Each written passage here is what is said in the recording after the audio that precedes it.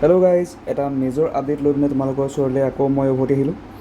যিহেতু অলপ দিনৰ আগত এই 2-3 দিনমানৰ আগত এটা নিউজ ভাইৰেল হৈছিলে, যে এটা নিউজ আৰ্টিকেল ভাইৰেল হৈছিলে যে এইবাৰ অসমত ভেটেনেৰী এডমিশ্যন আৰু ফিচাৰী এডমিশ্যন ল'বলৈ হ'লে নীটৰ স্ক'ৰ মেণ্ডেটৰী হ'ব আৰু কোনো ধৰণৰ এক্সট্ৰা এণ্ট্ৰেঞ্চ কণ্ডাক্ট কৰা নহ'ব। আৰু বহুতে এটা বস্তুক লৈ ডাউট কৰি আছিলে যে যিহেতু অফিচিয়েল ৱেবছাইটৰ একো নটিফিকেশ্যন অহা নাছিলে এইটো ৰিগাৰ্ডিং, সেইবাবে বহুতে ভিডিঅ' বনাইছিলে আৰু বহুতে ডাউট কৰি আছিলে যে এই নিউজটো কনফাৰ্ম নহ'বও পাৰে বা ডিচিশ্যন চেঞ্জো হ'ব পাৰে।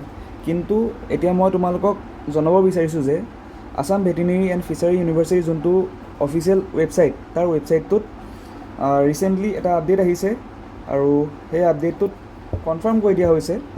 মই তোমালোকক খুলি দেখাই দিছোঁ। এইটো AVFU ৱেবছাইট, avfu.ac.in। এইটো website as per the authorities of Assam veterinary and fishery university, admission to the bachelor of veterinary science and animal husbandry and bachelor of fishery science programs for the 2026-27 academic session will be based on NEET scores and no separate entrance examination will be conducted. Both undergraduate programs will commence from 1 August 2026. সিমানেই। বাকী এতিয়া তোমালোকে গম পাইছে, এইটো official নটিফিকেশ্যনো এতিয়া out হৈ গ'ল। মই তোমালোকক কৈছিলোঁ নীটৰ কাৰণে ভালকৈ পঢ়ি থাকা। এতিয়া যোনে যোনে ফৰ্ম ফিল আপ কৰিলা নীটৰ কাৰণে, এতিয়া ভালকৈ জোৰ দিয়া আৰু, কাৰণ চোৱা ভেটেনেৰী, বহুতে কৈছে ভেটেনেৰীৰ কাৰণে মই নীটৰ কাৰণে পঢ়া নাছিলোঁ, কিন্তু তুমি AUCET দিলেও তুমি ফিজিক্স, কেমেষ্ট্ৰি, বায়'লজিয়ে পঢ়িব লাগিব আৰু কাট অফটো তোমাৰ নীটতকৈ কম যাব। নীটতকৈ ওলাইছে, মানে MBBSতকৈ কম যাব, কিন্তু ইভাগে কিমান হাই যাব, ল'টোতো একেবাৰে নাযায়, সেইটো গম পাওঁ বাৰু, কাৰণ এইটো বহুত ডিমাণ্ডত আছে আজিকালি। কিন্তু তোমালোকে এতিয়া ফিজিক্স, কেমেষ্ট্ৰি, বায়'লজি ৰিভিজন কৰা, মানে অলপ হ'লেওতো তোমালোকে এণ্ট্ৰেঞ্চ দিম বুলি ভাবিছা। এতিয়া এই 3টা ছাবজেক্টটো যেনে হ'লেও তোমালোকে চাই চাগে।